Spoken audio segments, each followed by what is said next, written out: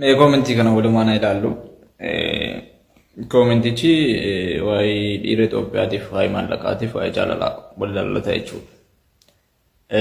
Yeroo hedduu dhiirri Itoophiyaa maallaqaa du'aa jaalalaan beeku minaamin jettani. Yaa gaafa dhiira biyya arabaa laaltaniin dhugaadha isinitti fakkaachuu danda'a. Sababni inni akkas ta'eefi biyya arabaa kana keessatti amma gaafa fuudhanutti carraa dhalaadhaan wal qunnamtii gochuu yookaan immoo wajjin jiraachuu hin argatanu jechuudha. Kanaafiyyuu jaalala gaafa argatanitti immoo jaalalaa wajjin jiraatu jechuudha. Biyya keenyatti immoo dhalaan rakkasa jechuudha. Maallaqatiin jiru malee dhalaa hin qabna. Galata Rabbii Oromoon dhalaa baay'ee dhashaa. Rakkasallee akka barbaadetti wajjin jiraatta, bakka barbaadetti wajjin jiraatta, karaa halaalaa osoo hin taane akkasumaan jiraachuu dandeessaa jechuudha. Kanaaf dhiira keenya biratti jaalallan manaa eenyu qimiin qabu jechuudha. Miizana yookaan sadarkaa akkasii kanan qabu jechuudha. Maaliif biyyi keenya maallaqa rakkatti malee waan akkasii kana shamarran rakkattee hin beektu. Kanaaf akkasitti akka nu hubattanu jaalala wallaallee osoo hin taane birrii rakkannee birrii barbaadne malee osoo akkuma biyya arabaa kanatti naamusa qaba ta'eeti dhiirriif dhalaan osoo waliin fuudhin waliin argan yookaan wal keessa laaqan wal jaallatanii qaama waliin hin jiraatan ta'eeti akkasumatti jaalalli jiraachuu malaa jechuudha.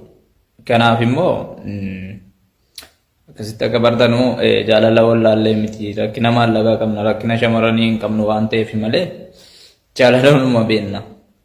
Bakka nagaa walleessee dhiifamu. Garuu akkuma yaada kiyyaatti akkuma jirutti hin dubbadde ta'uu muffattan dhiifama naa godha. Kan akka hin taaneef immoo isin adaba godhaa jechuu barbaada shamarran keenya. Viidiyoo kana dhaggeeffadhee baay'ee namatti kolfeechaadha dhugaa waaqayyoo. Maaliif namni wanta hin qabne wanta argachuu hin dandeenye barbaada malee wanta jireenya isaa keessatti argatu hin barbaadu jechaadha. Yeroo baay'ee dhiironni Itoophiyaa keessaa jaalala hin beekanii birrii malee akkasitti akkana godhee akkasitti nurraa nyaatee jenna jechaadha. Dhiironni biyya keenya keessaa kan isaan argachuu hin dandeenye akkuma mucaan dubbatee maallaqa malee rakkina biraa yookaas immoo jaalala dhabee miti obboloota koo. Kanaaf gaafa nama tokkotti sinnu namni kun maaliif natti siqe jennee gargar baafnee yaada keenyan teenyee itti yaaduun baay'ee barbaachisaadha jechaadha. Namni tokko waanuma bareeduu fi bifa gaarii waanuma qabu tokkoo fi waanuma afaan gaarii tokko jechaadha. Afaan mi'aawu tokkoo fi dhannee itti dirmuu hin qabnu jechaadha. Hamma dhannee nama tokko jireenya gaa'elaatiin walitti dabalamnutti qabeenya nama sanaas ofii keenyatti dabarsuu miti.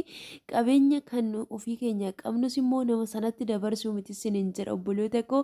Darbees immoo laphee keenya akkuma arginetti abbuma argineef bannee keessa oofaa hin oollu sinin jedha obboloota koo. Obboloonni baay'een miidhama gurguddaa keessa jiru jechaadha. Jaalallee jechuun otuma jaalattaniyyuu jiraattanii jaalallee jechuun abbaa manaa jechuu miti. Abbaan manaa jechuun isa waliin gaa'ila dhaabatanii fuula waaqayyootii fi fuula maatii ofii fuulduratti isa waadaa waliif galanii itti seenanidha malee isa callisaniituma afaanumaan bakka gaaraa fi dachaa meeqawwanii waliif kakachaa oolan kana miti jechaadha.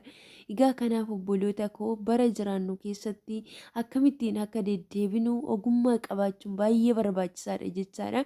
Nama tokko gaafa itti sinnu maal akka ta'e eessaa akka ba'e maaliif akka nutti siqee gargar baafnee qorachuu namummaa nama sanaallee bakka namni sun oolummaa isaa hiriyoota akkamii wajjin akka oolu akkasuma immoo amantaa isaa irratti illee nama akkamii akka ta'e maatii keessa jiraatu keessatti illee maatii irraa dhalatee fi olloota hawaasa naannoo isaa jiraatu keessatti namni kun nama akkamiiti nama kabaja qabu namni kun nama ofiisaa jaalatu nama namaaf yaaduu danda'udha jennee akkasitti gargar baafannee itti deemuun baay'ee barbaachisaadha. Qabeenya keenyas dabarsinee otoo gaa'ilatti seenini dhiirotatti kennuun baay'ee gaarii miti isiniin jedha obboloota koo. Sirumayyuu namni jireenya boruutuuf nama barbaadu qabeenya keenya otoo hin taane numa namummaa keenya jechaadha kan isaan nu barbaadani. Kanaaf qabeenya keenya namni sun kan keenya jennee waanuma nama sanatti sinneefi dabarsinee itti kennuu hin qabnu. Kutannoo mataa keenyaa qabaachuu qabna.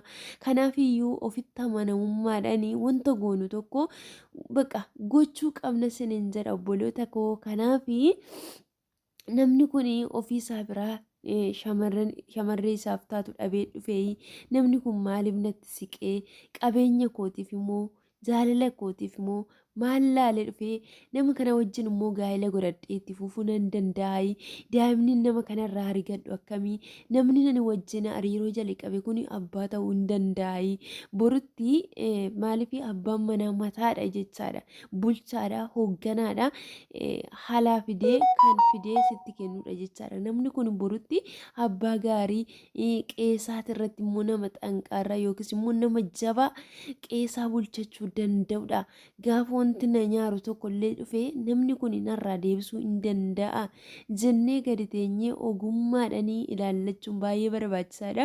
Waan hunduma dura immoo yaadaaf qalbiin keenya biyya lafaatiin akkana sabne waaqayyoon kadhachuun baay'ee barbaachisaadha isiniin jira obboloota koo. Kanaaf of